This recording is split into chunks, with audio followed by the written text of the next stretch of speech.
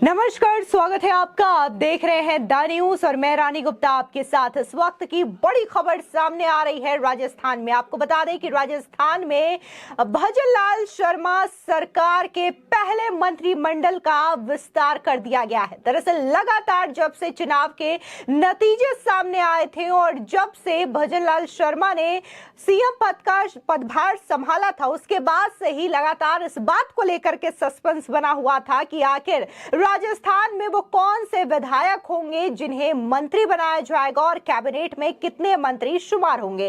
अब ये जो पूरा का पूरा सस्पेंस पिछले कई दिनों से बरकरार था, वो आज खत्म हो चुका है। आपको बता दें कि जयपुर स्थित राजभवन में शनिवार दोपहर 3:15 पर राज्यपाल कलराज मिश्र द्वारा नए मंत्रियों को पद और गोपनीयता की शपथ दिलाने का कार्यक्रम आयोजित किया गया, जिसकी तैयारियां कुछ दिन पहले ही पूरी की गई थी। आपको बता दें कि 25 विधायकों को मंत्रिमंडल में शामिल किया गया है और उन्हें राज्यपाल के द्वारा पद और गोपनीयता की शपथ दिलवाई गई है। लेकिन इन सब के बीच में बीजेपी ने बड़ा दांव खेला है। आपको बता दें कि बीजेपी ने एक ऐसे चेहरे को भी इस मंत्रिमंडल में शुमार किया है जिन्होंने चुनाव ही नहीं लड़ा है। हालांकि कहा यह जा रहा है कि वो बाद में चुनाव लड़ेंगे और उसके बाद उन्हें विधायक पद की शपथ दिलाई जाएगी। दरअसल आपको बता दें कि भजनलाल शर्मा मंत्रिमंडल में कैबिनेट मंत्री के रूप में सबसे पहले सवाई माधोपुर से विधायक किरोड़ी लाल मीणा ने शपथ ग्रहण की। उसके बाद दूसरे कैबिनेट मंत्री के रूप में गजेंद्र सिंह खिवसर ने शपथ ली। तीसरे कैबिनेट मंत्री के रूप में राज्यवर्धन सिंह राठौड़ ने शपथ ली। कुल 21 मंत्रियों को इस कार्यक्रम में शपथ दिलाई गई है। इसी के साथ ही 3 ऐसे मंत्री रहे जिसे स्वतंत्र प्रभार की जिम्मेदारी दी गई है।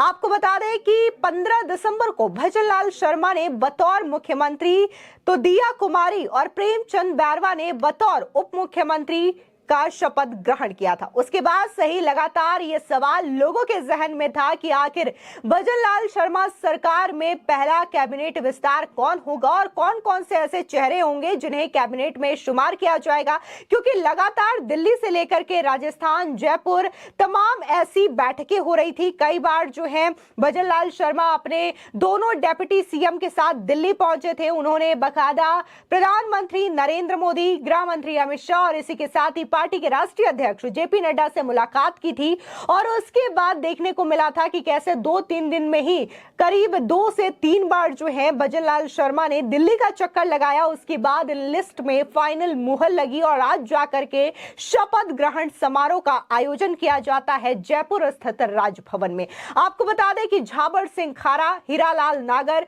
कन्हैयालाल चौधरी, विजय सिंह चौधरी, प्रतापपुरी महाराज, जवाहर सिंह बैडम, अर्जुन लाल गर्ग, अरुण चौधरी, जोगाराम पटेल, राज्यवर्धन सिंह राठौर, लाल राम मेघवाल, हरि सिंह रावत, वीरेंद्र सिंह, अविनाश गहलोत, प्रताप सिंह सिंघवी, डॉक्टर शैलेश सिंह, जबर सिंह सांखला, सुमित गोदारा, संजय शर्मा, गोवर्धन वर्मा, विक्रम सिंह जाखड़ा। बता दें कि ये तमाम ऐसे लोग हैं जिन्होंने मंत्री पद के रूप में शपथ ग्रहण की है। इसी के साथ ही सुरेंद्र राजस्थान के इतिहास में ऐसे पहले मंत्री हैं जिन्होंने मंत्री पद की शपथ पहले ली है और विधायक की शपथ वो आगे जीतने के बाद लेंगे। दरअसल गौर करने वाली बात यहां पर यह है कि सुरेंद्र पाल टीटी बिना चुनाव लड़े मंत्री बनाए गए हैं। यह सबसे ज्यादा चौंकाने वाला विषय है। दरअसल बीजेपी ने यह बड़ा दांव खेला है और सुरेंद्र पाल सिंह टीटी चुनाव प्रचार बीच में ही छोड़ करके जयपुर पहुंचे और इस दौरान उन्होंने शपथ ग्रहण की और वो मंत्री बन गए।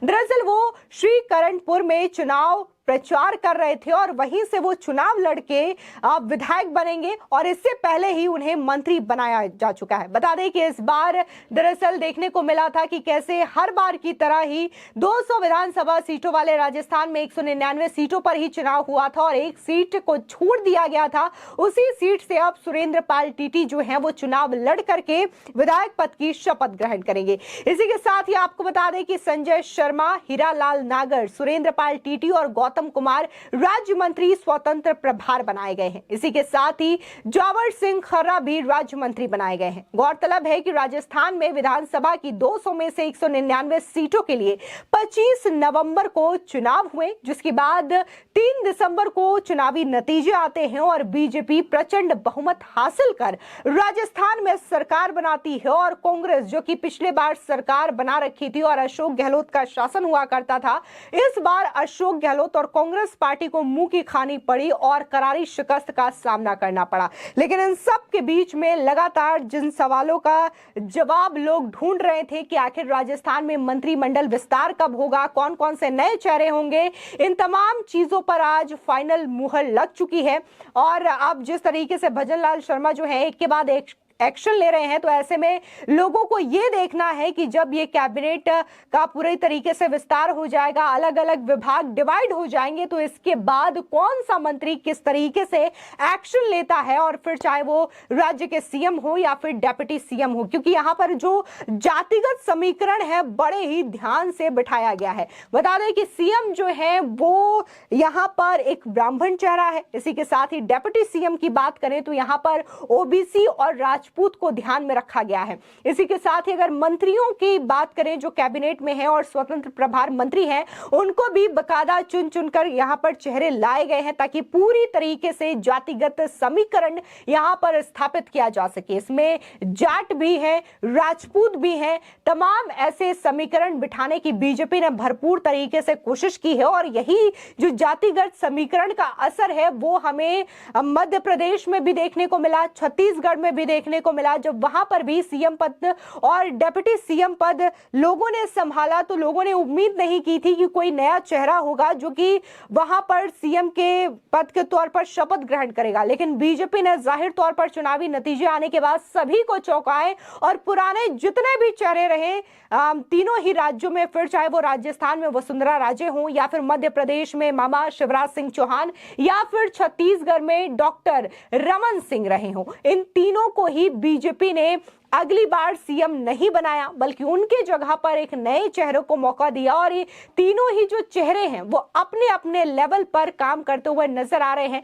अगर हम मोहन यादव की बात करें जो कि मध्य प्रदेश के सीएम हैं, उन्होंने भी कई सारे एक्शन लिए हैं सीएम पद का संभालने के बाद, जैसे लाउड स्पीकर हो या फिर नॉनवेज पे किस तरीके से बैन लगाना हो जो अवैध तरीके से बिक्री होती है, इन तमाम चीजों को लेकर के उन्होंने एक्शन लिया। इसी के साथ ही अगर हम राजस्थान के भजनलाल शर्मा सरकार की बात करें तो इन्होंने भी पहली कैबिनेट बैठक के बाद से ही ताबड़तोड़ फैसले लेने शुरू कर दिए। सबसे पहले जो मेन मसला था कि कैसे पेपर लीक मामले में एसआईटी का गठन किया जाता है। इसी के साथ ही देखने को मिला कि राष्ट्रीय करनी सेना के जो अध्यक्ष रहे गोगा मेडी, उनके शूटरों के आवास पर उनके अवैध निर्माण पर भी बुलडोजर की धमक साफ तौर से सुनाई पड़ी। यानी कि उत्तर प्रदेश का जो योगी मॉडल है, बुलडोजर मॉडल है, अब वो राजस्थान में भी दिखाई पड़ रहा है। इसी के साथ ही भ्रष्टाचार के मामले को लेकर के और महिलाओं की सुरक्षा के मामले में क्राइम को कैसे कम करना है, खत्म करना है, इन तमाम मुद्दों को लेकर के बकायदा भजनलाल शर्मा की जो सरकार है वो राजस्थान में काम कर रही है। इसी के साथ ही लोगों को इंतजार था कि बीजेपी जो है वो इन तीनों ही राज्य में किसी महिला को एक बड़ा पद देती है या नहीं देती है। तो राजस्थान में ये चीजें देखने को मिली कि कैसे दिया कुमारी को वहां पर डेप्यूटी सीएम बनाया जाता है और जहां पर यह कहा जा रहा था बीजेपी की ओर से बार बार महिला सशक्तिकरण को लेकर के नारे लगाए जा रहे थे, तो ये चीजें भी बकायदा बीजेपी ने साबित की है और राजस्थान में उन्होंने एक महिला को डेप्यूटी सीएम बनाया। फिलहाल आज पूरी तरीके से मध्य प्रदेश के बाद अब राजस्थान में भी मंत्रिमंडल का विस्तार हो चुका है और अब इंतजार है आखिर कौन से मंत्री को कौन सा विभाग मिलता है। फिलहाल इस पूरे मामले को लेकर के आपकी क्या राय है, हमारे कमेंट सेक्शन में जरूर बताएं। धन्यवाद।